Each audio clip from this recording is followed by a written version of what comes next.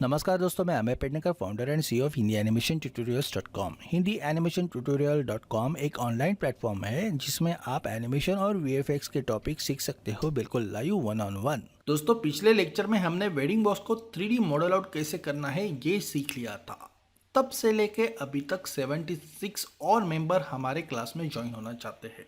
तो सबसे पहले मैं इन 76 मेंबर्स को इस क्लास में वेलकम करता हूँ। इसी के साथ मैं और एक अनाउंसमेंट यहाँ पे करना चाहता हूँ। हिंदी एनिमेशन ट्यूटोरियल्स.com अब गेम डेवलपमेंट के भी क्लासेस शुरू कर रहे हैं। अगर आप गेम डेवलपमेंट में इंटरेस्टेड हो तो unity 3D online coding classes Hindi में इस ग्रुप को आप ज्वाइन कर सकते हो। इसके सिलेबस और फीस के बारे में जानने के लिए आप मुझे संपर्क कर सकते हो मेरे व्हाट्सएप नंबर पे जो है 9820767531। तो आज का हमारा विषय है हाइपर शेड्स इन माया। चलो शुरू करते हैं। इस ट्यूटोरियल में हम हाइपर शेड के बारे में सीख लेंगे। तो सबसे पहले मैं यहाँ पे एक ऑब्जेक्ट क्रिएट करता हूँ जिसे हम बाद में शेडर्स भी अप्लाई करेंगे। तो पॉलीगॉन शेल्फ में से मैं यहाँ पे एक स्फीयर सिलेक्ट कर व्यू पोर्ट में इसे ड्रॉ कर लेता हूँ। इसके बाद कीबोर्ड पे 5 की प्रेस कर स्मूथ शेडर ऑन कर लेता हूँ। अब मैं विंडोज में से रेंडरिंग एडिटर को सिलेक्ट कर हाइपर शेड पे क्लिक करता हूँ। तो दोस्तों, माया में हाइपर शेड इस तरह से ओपन किया जाता है। अब ये हाइपर शेड विंडो और पर्सपेक्टिव व्यू पैनल को इस तरह से अरेंज करे कि ये दोनों हमें अच्छे से दिखाई दे और इसके साथ ही सिलेक्टेड ऑब्जेक्ट को थोड़ा जूम कर ले। ओके, तो यहाँ पे पहले से कई सारे मटेरियल्स है जो इस ऑब्जेक्ट पे हम अप्लाई कर सकते हैं। जिस तरीके का मटेरियल हम इस स्फीयर पे अप्लाई करेंगे उस तरीके से ये रेंडर होगा। यहाँ पे कुछ स्टैंडर्ड मटेरियल्स है जो कॉमनली यूज किए जाते हैं, जैसे कि ब्लीन, लैम्बर्ट, फॉन्ग वगैरह वगैरह। हाँ, और बाकी शेडर्स भी यूज किए जाते हैं, लेकिन अलग अलग परिस्थिति अनुसार उनका उपयोग किया जाता है।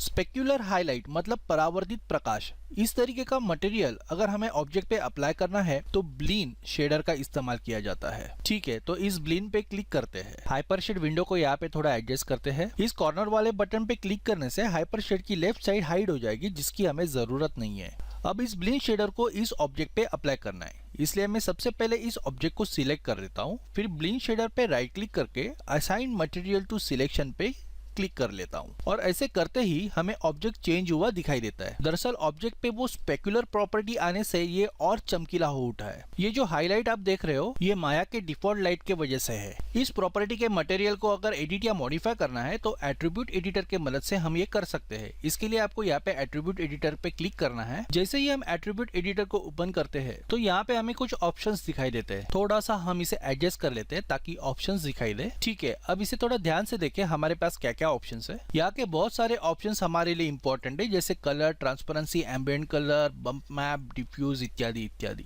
थोड़ा जान लेते हैं इनके बारे में। वैसे तो इनमें से सारे ऑप्शंस हमारे ऑब्जेक्ट पे पहले से बाय डिफॉल्ट अप्लाई हो चुके हैं, लेकिन कुछ कुछ बहुत कम मात्रा में, जैसे ये स्पेक्युलर शेडिंग वगैरह। तो यहाँ पे हम सबसे पहले कलर से शुरुआत करते हैं। वैसे तो इस ऑब्जेक्ट पे इसका मटेरियल पार्ट तो पहले से अप्लाई हो चुका है, लेकिन वो मटेरियल कौन से कलर का होना चाहिए ये कलर सिलेक्ट करके हम यहाँ से तय कर सकते हैं। जैसे मैंने यहाँ पे ब्लू कलर सिलेक्ट किया है, आप ग्रीन कलर भी सिलेक्ट कर सकते हो, आपके ऊपर है।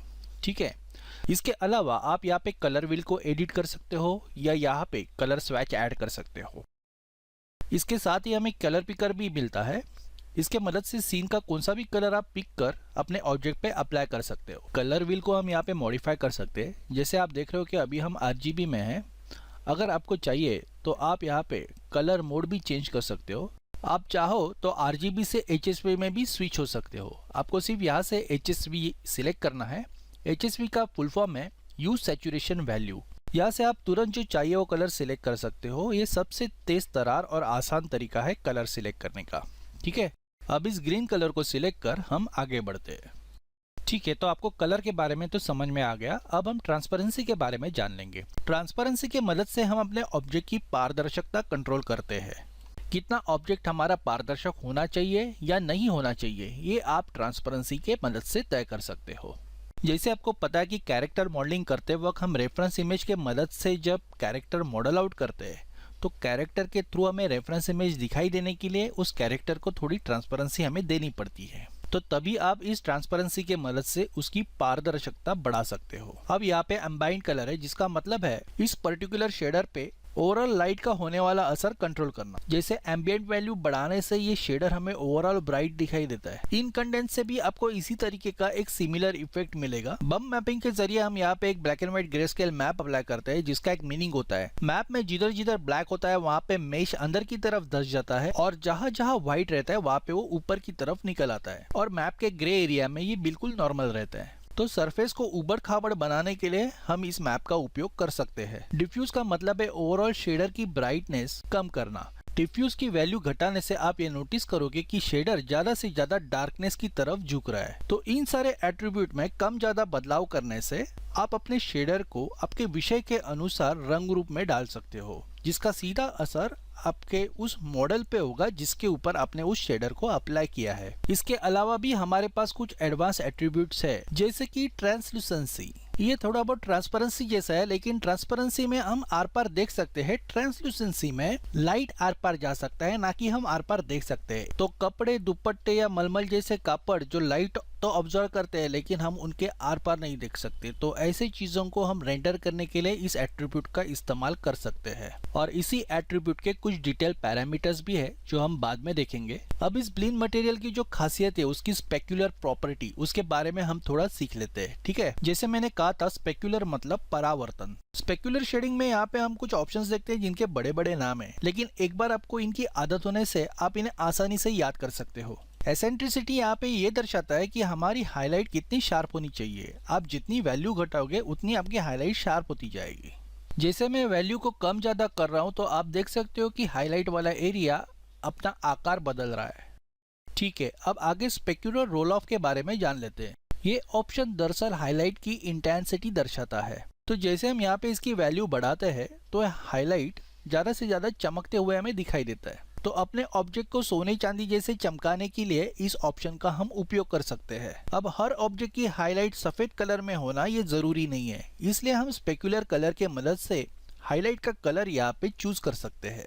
तो चलो हम यहाँ पे हाईलाइट का कलर चेंज कर देते हैं। हमें यहाँ पे एक ऐसा कलर चूज करना है जो ये मौजूदा ग्रीन कलर से कॉन्ट्रास्ट में हो। तो मैं यहाँ पे पिंक कलर चूज कर रहा हूँ। तो ये हाईलाइट अब पिंक कलर की हो चुकी है। ये यहाँ पे दिखने में बड़ा अजीब लग रहा है, लेकिन सीन के परिस्थिति अनुसार आपको इस ऑप्शन का इस्तेमाल करना है। अभी यहाँ पे हमारे पास कुछ और भी एट्रीब्यूट्स है जो माया सॉफ्टवेयर रेंडर में काम नहीं करते। जैसे ये रिफ्लेक्टिविटी, नाम से ही आपको पता चलता है आईना या स्टील मटेरियल के लिए आप इसका इस्तेमाल कर सकते हो। रिफ्लेक्टेड कलर के मदद से आप वहाँ पे कलर की इंटेंसिटी एडजस्ट कर सकते हो। जैसे पीतल या तांबे के बर्तन पे आपको रिफ्लेक्शन दिखाना है तो रिफ्लेक्टेड कलर के मदद से आप वहाँ पे मेटालिक कलर की वैल्यू ऐड कर सकते हो। अब बाकी तो आपको यहाँ पे काफी सारे एट्रीब्यूट मिलेंगे, बस आपको धीरे धीरे करके एक एक चीज को एक्सप्लोर करना है। यहाँ पे अभी हम लोग ग्लो देखते हैं।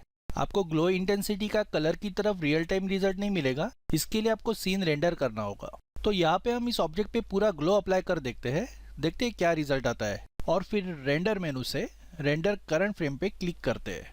ठीक है, तो यहाँ पे हम इस बॉल को ग्लो होते हुए देख पा रहे हैं। ठीक है, तो इस तरीके के हम कुछ फैंसी इफेक्ट्स भी यहाँ पे पा सकते हैं। तो आपको पता चला रहेगा कि मटेरियल और हाइपर शेड किस तरीके से हमें माया में इफेक्ट्स दे सकते हैं। हम चाहे तो यहाँ पे यूवी मैपिंग कर सकते हैं, टेक्सचर पेंटिंग कर सकते हैं। आप फोटोशॉप में से फाइल इंपोर्ट एक्सपोर्ट कर यहाँ पे टेक्सचर इंपोर्ट कर सकते हैं। बहुत सारी चीज़ें हम यहाँ पे कर सकते हैं, लेकिन इसके लिए आपको ये पूरे ट्यूटोरियल सीरीज को फॉलो करना होगा। अगर ये लेक्चर आपको यूजफुल लगा तो आप इस चैनल को जरूर सब्सक्राइब कर दीजिएगा। अब नेक्स्ट लेक्चर में हम टेक्सचरिंग के एडिटिंग ऑप्शंस के बारे में जान लेंगे। इनके बारे में हम नेक्स्ट लेक्चर में विस्तार से जान लेंगे, लेकिन इसके लिए आपको मेरा चैनल सब्सक्राइब करना होगा। हिंदी एनिमेशन ट्यूटोरियल के साथ जुड़े रहने के लिए धन्यवाद। आपका दिन शुभ रहे।